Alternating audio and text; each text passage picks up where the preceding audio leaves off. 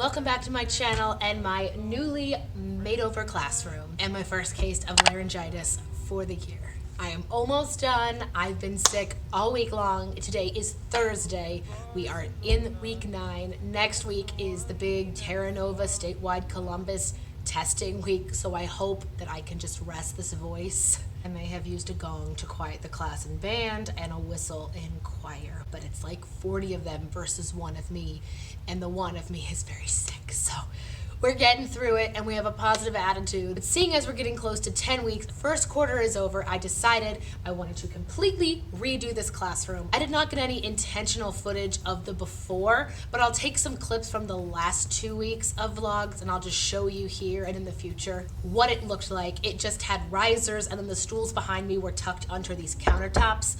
I decided to use the risers behind me, they're the blue, to be an additional wall and counter space so that I could use these stools for the kids' seating and then they could have the counter space here if we had written assignments. It just makes it a lot easier, and my younger grades have really liked it so far. My choir likes that they can sit for the 40 minutes that we're here while we're looking at music, and then they just stand at the end when we all sing together. It's been like everything else in a first-year teacher's life, trial and error, but this one I feel as of right now is going well. Because I harp so much about self-care here and on my Instagram channel, I will put it across the screen. I did practice a lot of self-care. I've been drinking so much coffee and even more water. I took the day yesterday, didn't teach any after-school lessons. I went and got my hair cut, I went and got Dayquil, NyQuil, and I was in bed and asleep at 10:20 p.m. My Fitbit told me when I fell asleep, and I shut the lights off at 10 o'clock. So I know I'm doing the right things to get healthy.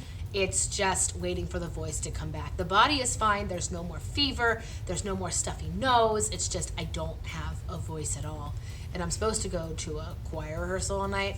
Probably gonna rain check till next week on that one. Unless you guys want another bass. You guys want a bass? It's really good. Awesome. Living the dream. And I wanted to get a little bit festive. You'll see a little bit of Halloween decor, but I'm gonna put these on my windows. I got these from the dollar section of Target. I like this one because it reminds me of my own little kitten at home, my black cat Kbasore. But I've got spooky and ghosts and bats, and on my piano, I don't know if you can see it from here, there are a string light of pumpkins. This is my planning period, but again, like I told you, next week is Terra Nova testing, so I don't see middle school next week. I really only see grades kindergarten through 2nd, which is really nice. I'm only gonna lesson plan for them, and if I do have extra time with the kids in middle school, we're probably just going to watch like Nightmare Before Christmas or something Halloweenish. We're trying to, not put a lot of responsibility and work on the kids when they have so much testing. And I know I take their testing very seriously, and the other specials teachers do as well. If we do see them, we take that 40-minute period and let them just sit and relax. I'll put something on the TV. If they want to review homework assignments outside of testing, they can move these stools to these countertops and work. It is treated more like a relaxing study hall, but not a social hour. If they need time to rest, I understand. They can get water, they can bring their snacks in here because their testing schedules are all a little bit different than their normal eating, lunch, recess schedules. So trial and error. If they need to come to me for a class period, we're gonna take it easy because I really want them to do well on their tests, and we're just gonna try to make it as stress-free as possible. Today for you guys, I thought it would be fun to show you guys my updated classroom tour. I think it'll be cool to do tours on here, that way I can look back in May. I can say, oh yeah, I did move that back in October. And then I also wanna show you guys how I lesson plan for 9 grades. Kindergarten and then 1st through 8th grade, K through 8, 9 grades. And I have to lesson plan so that I see each individual class once a week. So I have to know what we're working on and what our objective is for that month, and how to divide it into 4 individual lessons. This past week was something you won't be able to see on my lesson plan, but it was Mozart week, and my elementary school kids did so well. We had a little Mozart bio for the kids on the screen, and they either colored me a picture of Mozart or they wrote 3 sentences of what they learned from the video, and then just to solidify and drive the force home, I would play little snippets of sonatas and things on the piano and ask who wrote it. So my kids can now decipher 5 to 6 songs by either Mozart or Beethoven, which is really cool. If I play 3 measures of a song, my kids will go, oh, Miss Kbasore, that was Mozart, or that one is Beethoven. And then next on my docket is to teach them Haydn. So by the Christmas season, I could literally walk up and down the hallways and I could play Beethoven, Haydn, or Mozart, and they could tell me who it's by, which I think is super cool, but I'm a nerd and it's fine. I understand. We're our own breed, music teachers. All right, what time is it? I have 20 minutes. So right now, let me just show you my lesson plan, and then I have to move these stools out of the way because first grade comes after lunch recess duty, and I don't use these stools for the younger kids. Kindergarten, first and second grade, there's a carpet underneath those stools, as you can see, and then I have little carpet squares to go on the sides, so I have enough space for everyone. But right now, while it's quiet, I'm gonna show you guys really quick how I lesson plan. I made this template. I don't know of anybody that has interest in it, but if you're seeing this at any point in time and you are interested in having this, I can just send it to you via Google Docs. I don't have an account on Teachers Pay Teachers to give this out, but if I ever did, it would be completely for free. It's really for that teacher that's got a lot of grades and just wants, one 3-page packet that outlines her entire week. So, without any further ado, I bang this counter a lot. I'm really sorry, it's a bad habit. I'm gonna knock it off. I'm gonna show you guys my K through 8 lesson plan. Okay, I think you guys have seen this in most of my teaching vlogs, but this is my lesson plans notebook. It has everything in it. I'm not sure if I mentioned this before, but this school is a private school, so we do go to church every week. So I am in charge of picking out like my hymn singers and the specific songs we're gonna do during services. So this binder literally is everything. And I got this front print from Teachers Pay Teachers. It was completely for free. And without any further ado, I guess, because I know you're all dying to see inside my binder, I will show you what's in here. Now, normally when I open this, I have the first class of the day, which is behind this template. But obviously, for school and privacy purposes, I start with kindergarten, first, second, third. Those are all general music. Fourth, and then when I get to fifth, you'll see 5B and 5C. 5th grade band, 5th grade choir.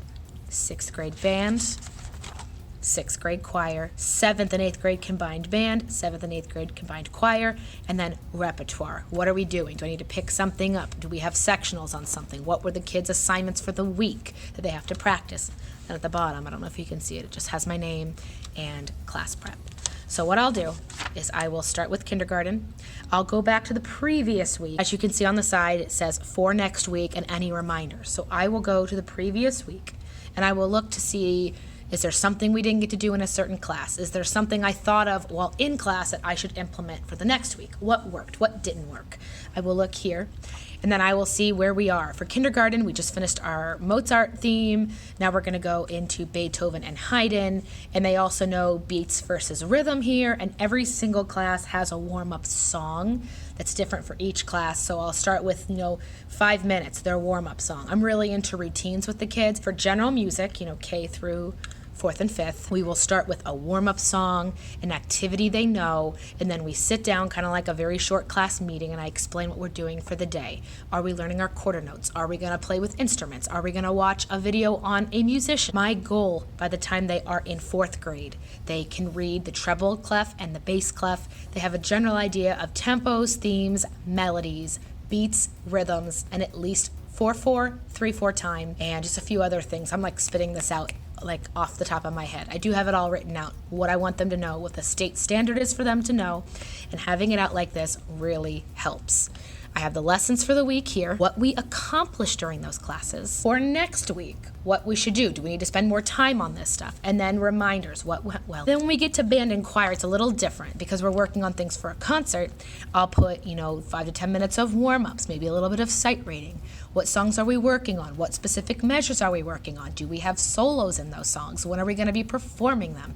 I try to make it so the kids perform for either teachers or fellow students a few times before our concerts. And again, lessons accomplished, what worked, what didn't work. I make note here, and that if there's a child that misbehaves, I'll take like a little post-it and I will put their name and I'll put it in the class, because with back-to-back classes, I don't have time to go sit at my computer and make a performance report or an incident report. So I put it here, and then when I have breaks, which is usually just me giving up my lunch period, I will sit down and record that. And the same with 6th, 7th, and 8th grade band and choir, but this has been helping me so much. It's just simply 3 pages. When I first made this, I went and printed, I think like 28 copies of this because I knew I would mess some up. And I just said, I'll print more when I need. It's just nice, sweet, and simple. What am I doing? What did I do last week? What worked? What didn't work? What did I accomplish? And what do I need to look for in the future? I always put my date here, and again, I X out if we don't have school on these days. I kept Saturday and Sunday there just in case I need something to happen on the weekends, like if we're doing something for school. This literally keeps my head on straight. It lets me, not take this home at night. My goal is to do all of this on Thursday and Friday in my 2 planning periods. So when the weekend comes, I can close this, leave this on my desk with my pencil and pen. And I know when I come in on Monday, I can take a look around the room, gather what things I need. Oh, I guess I should mention on this side, it doesn't say it, but I do write what songs do I need to have pulled up on the smartboard? What instruments do I need? I write it all here on the side. So before the student walks in or the class walks in, I know here's what needs to be set up before they come in. Here's what we're doing, here's what we did do, and here's some notes for the future. Short, sweet, simple, and to the point. All right, I've got about 5 minutes until I have to go to lunch and recess duty, so I thought I would give you a really quick classroom tour of my made-over band choir general music room. Just a reminder, this is how my classroom looked last week. I had the risers set up in front of the smart TV, and I had all the stools in the back of the classroom. Now, come in my classroom, you will see these are my performance report stickers. These are all the classes I teach, 2 kindergarten, 3 first, so on and so forth, and they get stickers based on their behavior in class.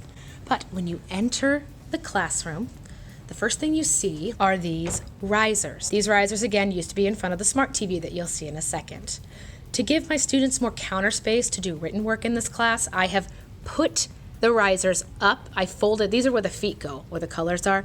I folded up the risers and placed them on their sides. There's 2 risers, there are 2 risers placed back to back, so there's no tipping. These are very sturdy, but it does give me a lot more counter space. And please excuse all the storage area. The band and choir room seem to be the storage place for a lot of things. So as you come in my classroom, you don't have the option to go to the left anymore. You have to come straight down this way. Here, I'll do my little foot shot. And when you come in, the first thing you'll see is my desk. And no, I did not clean anything. You are literally seeing it as it is. I have my Post-its, coffee. I'm sharpening a bunch of pencils, band music, my planner, desk, chair.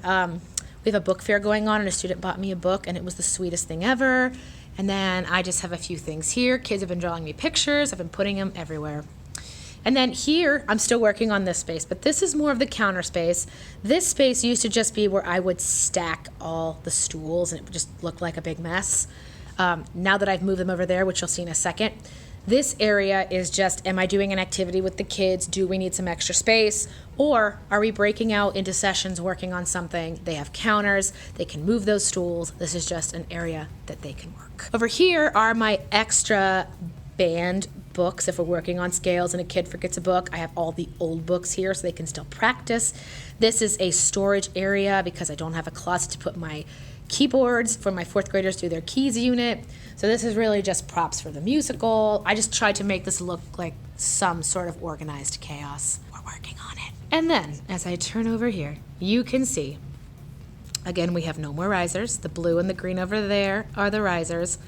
These are my stools, and that is my smart TV. Really quick, I forgot to mention over here, these are my bats. You can't really see them unless I turn the light off, but those are my bats. I need to put them in a better place, but we're working on Halloween. Oh, and then here are my shelves of instruments, depending on what we're doing for the day. They are labeled, so I know where everything is, and then books for kindergarten, 1st and 2nd grade, because we do a lot of reading.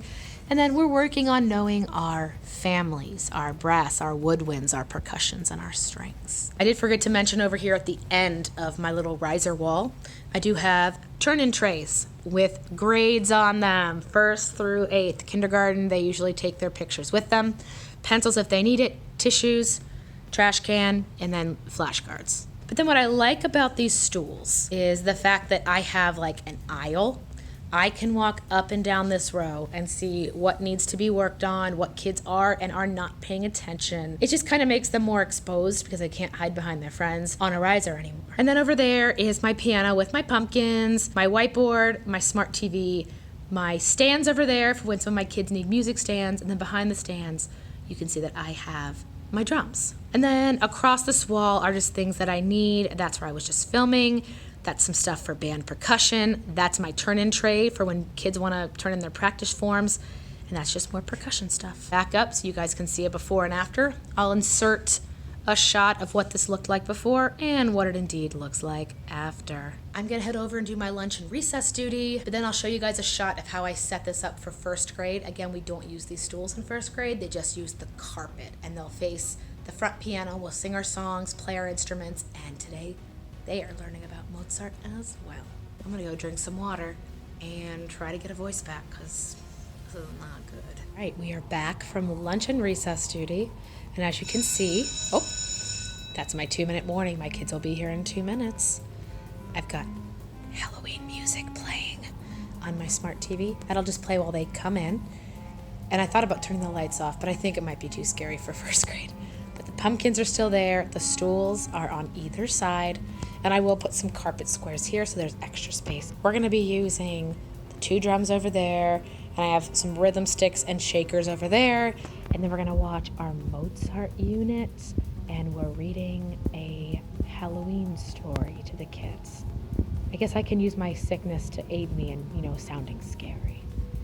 Anyway, I will catch you guys after school. I'm gonna grab some tea after school, and then I think I have some new skincare that just came in. So, of course, that's what's exciting to me. I'll catch you after class. Hey you guys, it is much later in the evening. It is about 7:30 p.m. and I'm getting ready to go to a rehearsal where I won't be singing. I'll just be there taking notes for myself. And I was gonna continue cleaning my house because Thursday nights I do that. And I was gonna make my bed. And then I saw this.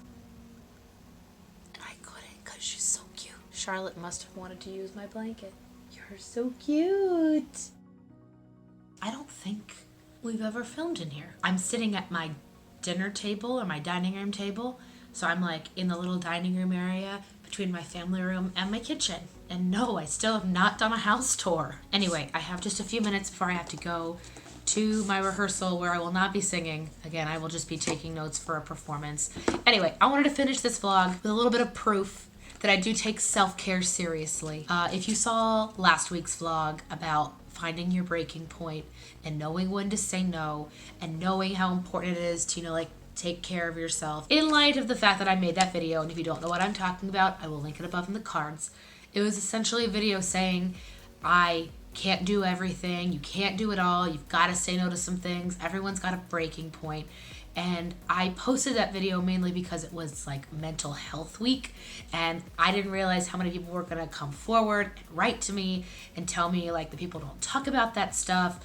Millennials are supposed to be go, go, go. We're supposed to be successful girl bosses. But thank you so much for sharing your sides of that story and having that conversation.